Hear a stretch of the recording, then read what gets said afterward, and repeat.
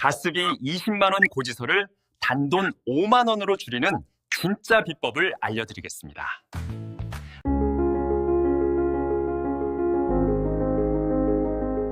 안녕하세요. 38년 경력 난방 전문 기술자 김태훈입니다. 저는 1987년부터 지금까지 수만 가구의 보일러를 점검하고 수리해왔습니다. 매년 겨울이 되면 가스비 폭탄을 맞았다며 절망하시는 분들을 정말 많이 만났습니다.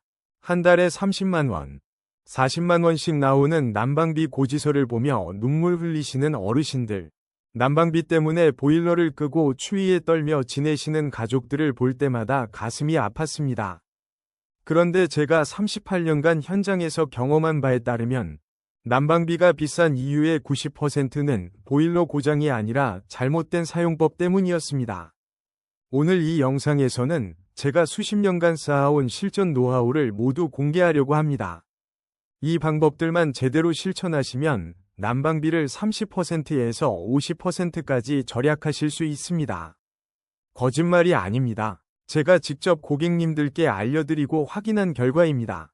이 영상이 도움이 되신다면 구독 버튼과 좋아요를 꼭 눌러주시고 댓글로 여러분의 난방비 고민을 나눠주세요. 제가 최대한 답변 드리겠습니다. 자, 그럼 지금부터 가장 큰 오해부터 바로잡아 보겠습니다. 2년 전 일입니다. 강남구에 사시는 이정숙 씨라는 60대 주부님께서 다급하게 전화를 주셨습니다. 한 달 가스비가 45만 원이 나왔다는 겁니다. 집은 30평대 아파트였고 부부 둘이서만 사시는데 말입니다. 저는 바로 출장을 갔습니다. 보일러를 점검해보니 이상이 없었습니다. 그래서 물었습니다. 어떻게 사용하시냐고요? 이정숙 씨는 자랑스럽게 대답하셨습니다. 가스비를 아끼려고 외출할 때마다 외출 모드를 누르고 집에 돌아오면 다시 난방을 켠다고 말입니다.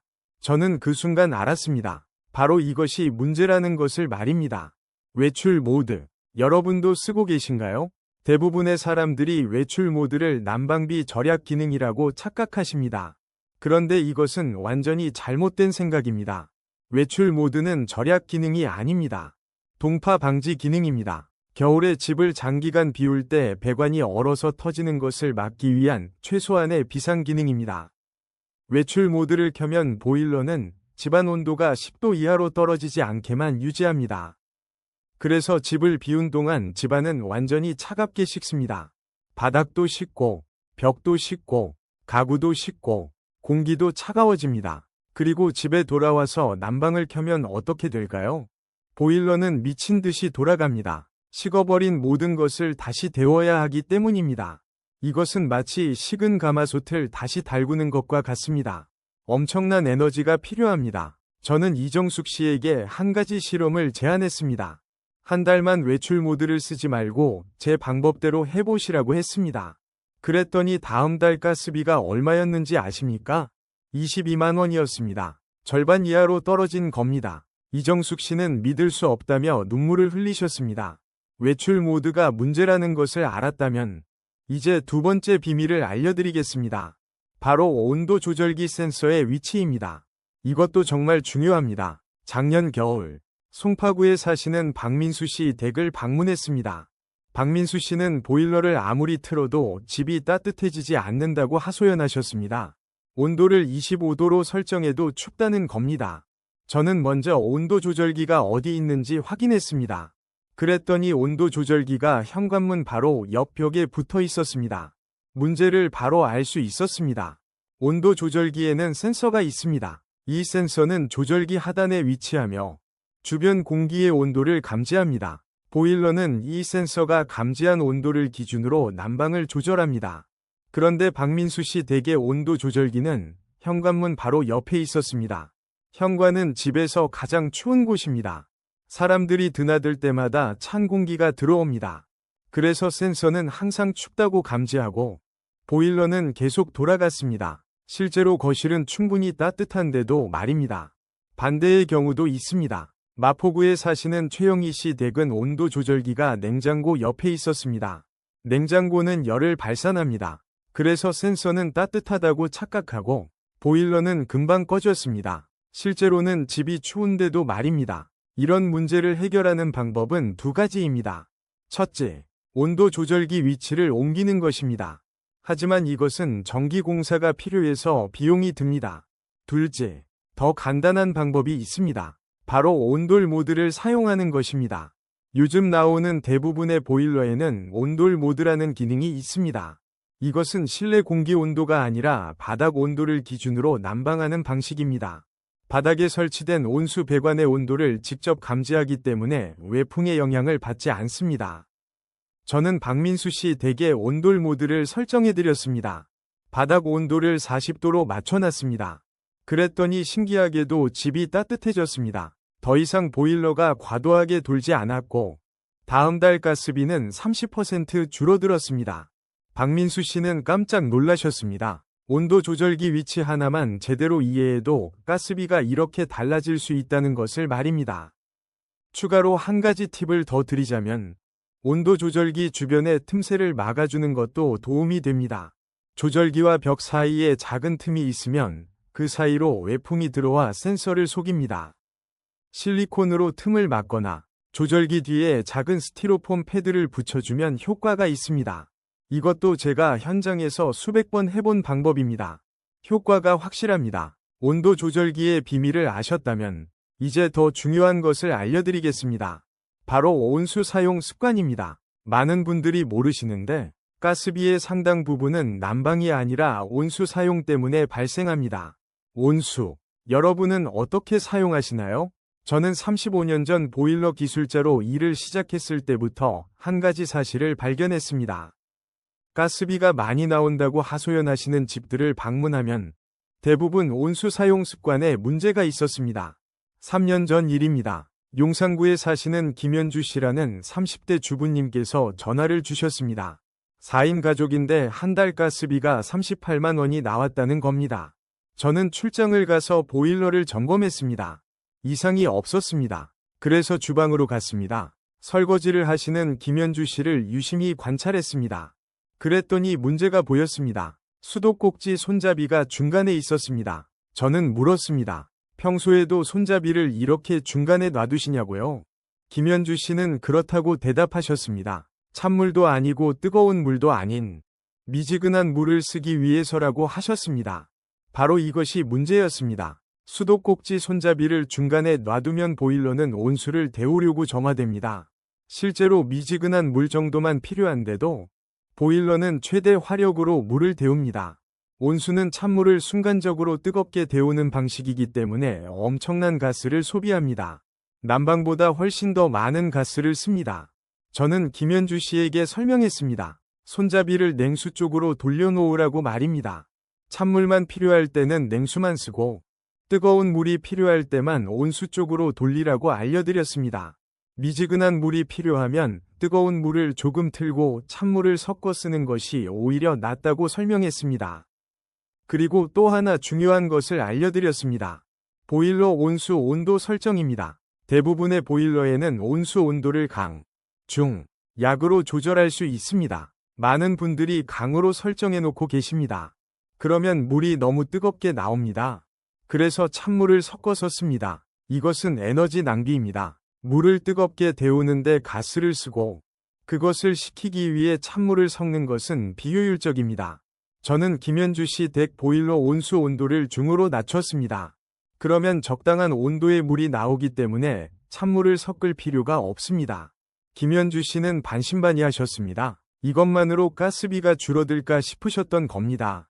그런데 다음 달 가스비를 보고 깜짝 놀라셨습니다. 38만 원에서 25만 원으로 줄어든 겁니다. 단지 온수 사용 습관만 바꿨을 뿐인데 말입니다.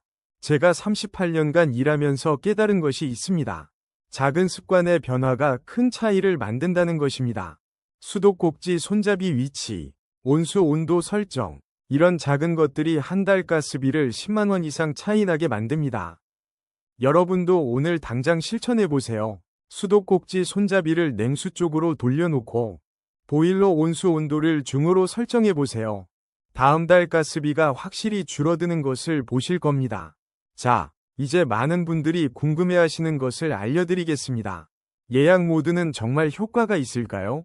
솔직히 말씀드리면 저는 예약 모드를 추천하지 않습니다. 왜냐하면 설정이 너무 복잡하기 때문입니다. 2년 전, 강서구에 사시는 이승호 씨라는 40대 직장인을 만났습니다. 이승호 씨는 가스비를 아끼려고 예약 모드를 열심히 사용하셨습니다. 출근 시간과 퇴근 시간에 맞춰 세세하게 설정하셨습니다. 그런데 가스비는 오히려 더 많이 나왔습니다. 왜 그랬을까요? 저는 보일러 설정을 확인해 봤습니다. 그랬더니 예약 시간이 잘못 설정되어 있었습니다. 이승호 씨는 오전 8시부터 오후 6시까지 보일러가 꺼지도록 설정하셨다고 생각하셨습니다. 그런데 실제로는 반대로 설정되어 있었습니다. 오전 8시부터 오후 6시까지 보일러가 켜지도록 설정되어 있었던 겁니다. 집에 아무도 없는 시간에 보일러가 돌아가고 있었던 것입니다. 이런 실수는 생각보다 흔합니다. 예약 모드는 보일러마다 설정 방법이 다르고 매뉴얼을 제대로 읽지 않으면 헷갈리기 쉽습니다. 그래서 저는 더 쉽고 확실한 방법을 추천합니다. 바로 현재 온도 유지법입니다. 이것은 정말 간단합니다. 집을 비울 때 보일러를 끄거나 외출 모드로 돌리지 마세요. 대신 온도를 19도 정도로 맞춰두세요. 그냥 그대로 두고 나가시면 됩니다. 이렇게 하면 집안 온도가 완전히 식지 않습니다. 바닥도 약간 따뜻한 상태를 유지합니다. 그래서 집에 돌아와서 다시 난방을 할 때 적은 가스만으로도 금방 따뜻해집니다. 저는 이승호 씨에게 이 방법을 알려드렸습니다. 예약 모드를 끄고 그냥 온도를 19도로 맞춰두고 출근하라고 말씀드렸습니다. 퇴근하실 때쯤 집이 살짝 시원해져 있을 수 있지만 조금만 난방을 하면 금방 따뜻해진다고 설명했습니다. 이승호 씨는 처음에는 의아해하셨습니다. 집을 비울 때도 보일러를 켜두는 것이 오히려 경제적이라는 것이 이해가 안 되셨던 겁니다. 그런데 저는 설명했습니다. 식은 가마솥을 다시 달구는 것보다 미지근한 가마솥을 따뜻하게 만드는 것이 훨씬 적은 에너지가 든다고 말입니다. 이승호 씨는 한 달간 이 방법을 써보셨습니다. 그리고 다음 달 가스비를 확인하고 깜짝 놀라셨습니다. 이전보다 35% 줄어든 겁니다. 이승호 씨는 저에게 전화하셔서 감사하다고 하셨습니다. 이렇게 간단한 방법으로 가스비를 이렇게 많이 줄일 수 있다니 믿을 수 없다고 하셨습니다. 저는 38년간 이 방법을 수백 명에게 알려드렸고 모두 효과를 보셨습니다. 예약 모드보다 훨씬 간단하고 실수할 위험도 없으며 효과는 더 좋습니다. 여러분도 오늘부터 당장 실천해보세요. 복잡한 예약 모드는 잊으시고 그냥 온도를 19도로 맞춰두고 나가세요. 그것만으로도 난방비가 30% 이상 줄어드는 것을 경험하실 겁니다. 이제 정말 중요한 안전 문제를 말씀드리겠습니다. 난방비를 아끼려고 많은 분들이 전기장판을 사용하십니다. 그런데 이것은 매우 위험할 수 있습니다. 5년 전 일입니다. 노원구에 사시는 78세 할머니 한영숙 씨를 만났습니다. 정확히는 할머니의 따님이 저를 급히 부르셨습니다. 할머니가 전기장판을 켜놓고 주무시다가 발에 화상을 입으셨다는 겁니다. 저는 바로 달려갔습니다. 할머니의 발을 보고 깜짝 놀랐습니다. 발바닥과 종아리에 2도 화상이 생겨 있었습니다. 물집이 잡히고 피부가 벗겨져 있었습니다. 할머니는 전혀 뜨겁다고 느끼지 못하셨다고 하셨습니다. 감각이 무뎌서 화상을 입는 줄도 몰랐다는 겁니다. 이것을 저온 화상이라고 합니다. 낮은 온도라도 장시간 접촉하면 깊은 화상을 입을 수 있습니다. 특히 노인분들은 감각이 둔하기 때문에 더욱 위험합니다. 44도에서 50도 정도의 온도에 6시간 이상 노출되면 저온 화상이 발생할 수 있습니다. 전기장판은 보통 이 정도 온도로 작동합니다. 그래서 밤새 켜놓고 주무시면 화상을 입는 겁니다. 저는 한영숙 할머니의 따님에게 전기장판 사용법을 자세히 알려드렸습니다. 첫째, 잠들기 전에 미리 예열하되 잘 때는 반드시 꺼야 합니다. 둘째, 만약 켜놓고 주무셔야 한다면 타이머를 2시간 이내로 설정하고 온도는 가장 낮은 단계로 맞춰야 합니다. 셋째, 라텍스 매트리스나 두꺼운 이불과 함께 사용하면 열이 갇혀서 온도가 급격히 올라갈 수 있으니 절대 금물입니다. 그리고 또 하나 중요한 것을 말씀드렸습니다. 전기장판은 정기적으로 점검해야 합니다. 오래된 전기장판은 전선이 끊어지거나 합선될 위험이 있습니다. 이것은 화재로 이어질 수 있습니다. 실제로 매년 겨울마다 전기장판 화재 사고가 발생합니다. 3년 전 구로구에서는 전기장판 화재로 집이 전소되는 사고가 있었습니다. 다행히 인명피해는 없었지만 집은 완전히 불타버렸습니다. 전기장판은 5년 이상 사용하셨다면 교체하시는 것이 안전합니다. 그리고 사용 전에는 반드시 전선에 손상이 없는지 확인하세요. 접혀 있거나 눌린 부분이 있으면 그곳에서 열이 과도하게 발생할 수 있습니다. 저는 38년간 일하면서 전기장판으로 인한 사고를 너무 많이 봤습니다. 화상도 무섭지만 화재는 생명을 앗아갈 수 있습니다. 난방비를 아끼는 것도 중요하지만 안전은 더 중요합니다. 전기장판을 사용하신다면 반드시 안전수칙을 지켜주세요.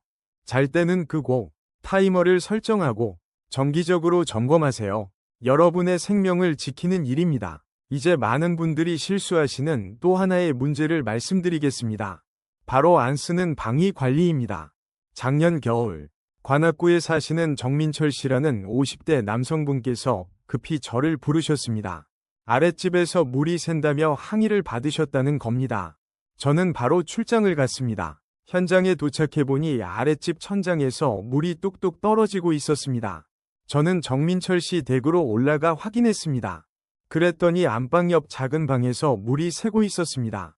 배관이 터진 겁니다. 동파였습니다. 저는 정민철 씨에게 물었습니다. 이 방은 어떻게 사용하시냐고요? 정민철 씨는 대답하셨습니다. 창고로 쓰고 있어서 난방을 하지 않는다고. 가스비를 아끼려고 밸브를 완전히 잠가놨다고 말씀하셨습니다. 바로 이것이 문제였습니다. 안 쓰는 방위 밸브를 완전히 잠그면 배관에 온수가 흐르지 않습니다. 그러면 한파가 올 때 배관 속 물이 얼어버립니다.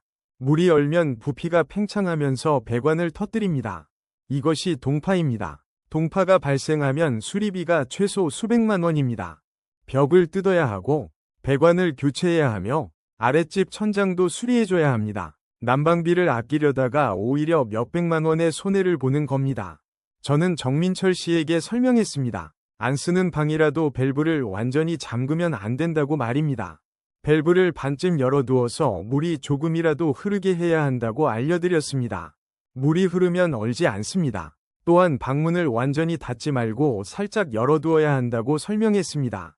완전히 닫으면 그 방만 너무 차가워져서 냉기가 집 전체로 퍼집니다. 오히려 난방 효율이 떨어지는 겁니다. 정민철 씨는 배관 수리에 280만 원을 쓰셨습니다. 아랫집 천장 수리비까지 포함하면 350만 원이 넘었습니다. 만약 밸브를 조금만 열어뒀더라면 한 달에 10,000원 정도 가스비가 더 나왔을 겁니다. 1년이면 12만 원입니다. 그런데 밸브를 잠가서 350만 원의 손해를 본 겁니다.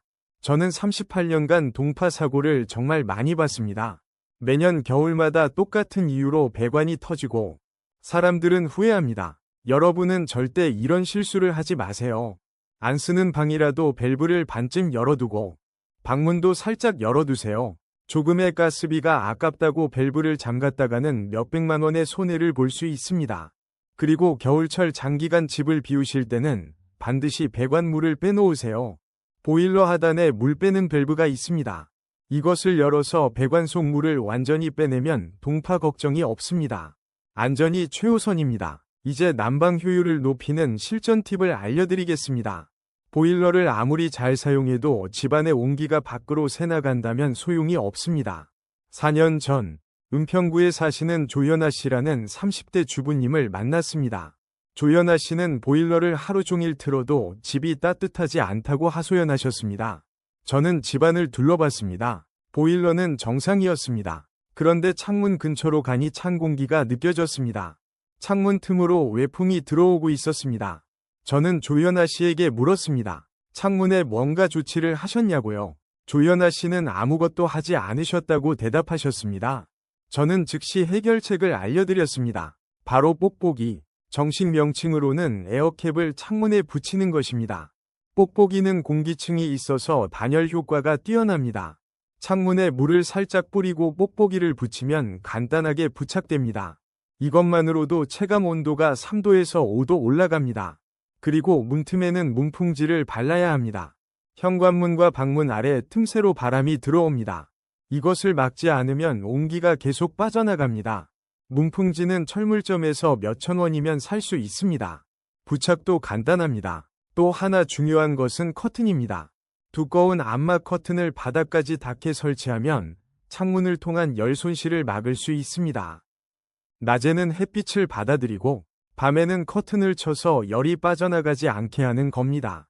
바닥에 러그나 카펫을 까는 것도 효과적입니다. 바닥이 차가우면 체감 온도가 낮아집니다. 러그를 깔면 바닥의 온기를 지킬 수 있고 맨발로 걸을 때도 따뜻합니다. 저는 조연아 씨에게 이 모든 것을 알려드렸습니다.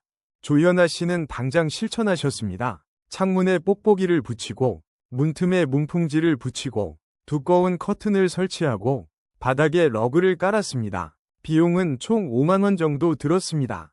그런데 효과는 놀라웠습니다. 같은 온도로 난방을 해도 집이 훨씬 따뜻해졌습니다. 그리고 다음 달 가스비는 40% 줄어들었습니다. 조연아 씨는 감격하셨습니다. 5만 원 투자로 한 달에 12만 원을 아끼게 된 겁니다.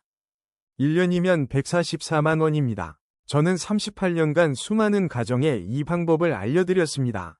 모두 효과를 보셨습니다. 단열은 난방만큼 중요합니다. 아무리 보일러를 잘 사용해도 집이 새는 바가지라면 소용없습니다. 오늘 당장 실천하세요. 창문에 뽁뽁이를 붙이고 문틈을 막고 커튼을 설치하고 러그를 가세요. 이것만으로도 난방비가 30%에서 40% 줄어듭니다. 투자 대비 효과가 가장 좋은 방법입니다. 마지막으로 정말 중요한 정보를 알려드리겠습니다. 많은 분들이 모르시는 난방비 지원금 혜택입니다. 1년 전 동대문구에 사시는 75세 할아버지 김성구 씨를 만났습니다. 김성구 할아버지는 기초생활수급자셨는데 겨울마다 난방비 때문에 고생하셨습니다. 저는 할아버지께 물었습니다. 에너지 바우처는 신청하셨냐고요? 할아버지는 그게 뭐냐고 물으셨습니다. 전혀 모르고 계셨던 겁니다. 저는 바로 설명해드렸습니다. 정부와 지자체는 에너지 바우처 등 다양한 난방비 지원 제도를 운영하고 있습니다. 기초생활수급자뿐만 아니라 차상위 계층, 다자녀 가구, 임산부나 영유아가 있는 가정도 조건에 따라 지원받을 수 있습니다. 그런데 중요한 것은 신청하지 않으면 받을 수 없다는 것입니다. 자동으로 지급되지 않습니다. 직접 주민센터에 가서 신청해야 합니다. 저는 김성구 할아버지를 모시고 주민센터에 갔습니다. 신청을 도와드렸습니다. 그랬더니 할아버지는 에너지 바우치 30만 원을 받으실 수 있었습니다. 할아버지는 눈물을 흘리셨습니다. 이런 혜택이 있는 줄 몰랐다고.